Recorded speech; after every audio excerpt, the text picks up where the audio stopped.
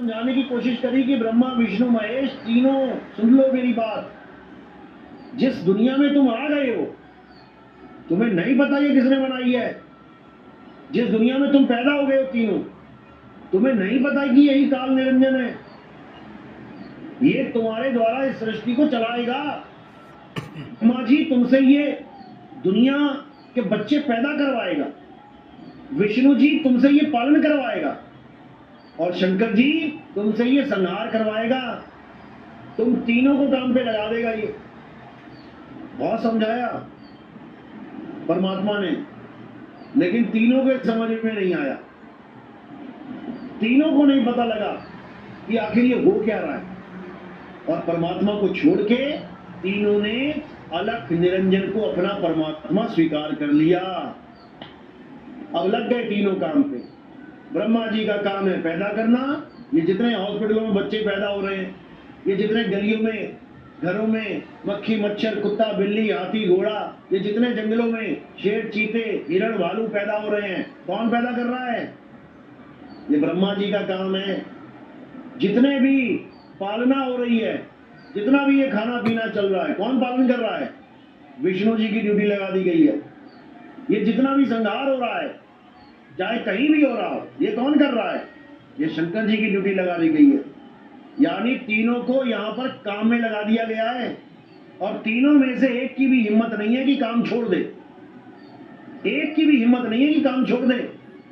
अभी तुम इतने आजाद हो कि तुम अपने बॉस को कह दो मैंने कल से काम पे नहीं आना जी, मेरा हिसाब कर दो। ब्रह्मा विष्णु महेश अपना हिसाब नहीं ले सकते, ये नहीं छूट सकते। जब से सृष्टि बनी है और जब तक चलेगी, इन तीनों को ये काम करना ही पड़ेगा। ऐसी दुर्गति है। और तीनों में से एक भी मुक्त नहीं हो सकता। एक भी मुक्त हो जाए ना, कि ब्रह्मा जी कहे मैं मुक्ति ले रहा हूं जी, मुक्ति का मतलब मुक्त, अब कुछ नहीं करेंगे, सृष्टि खत्म हो जाएगी। विष्णु जी कहते हैं मैं मुक्ति चाहता हूं, मैं नहीं काम करूंगा, सृष्टि खत्म हो जाएगी।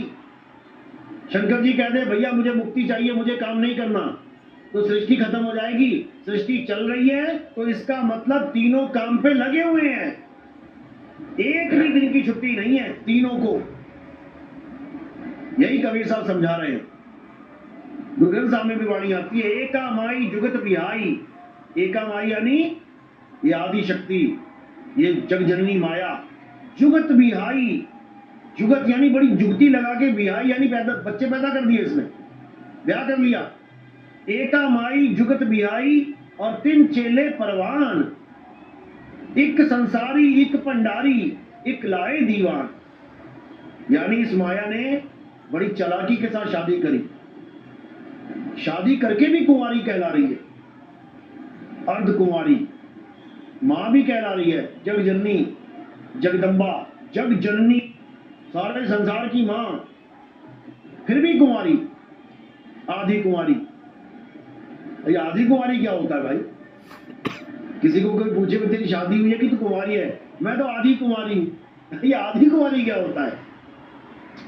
आधी कुंवारी इसलिए बोला जा रहा है क्योंकि इसके पति का किसी को पता ही नहीं है। मां तो कहला रही है लेकिन पति ढूंढने से नहीं मिल रहा इसका।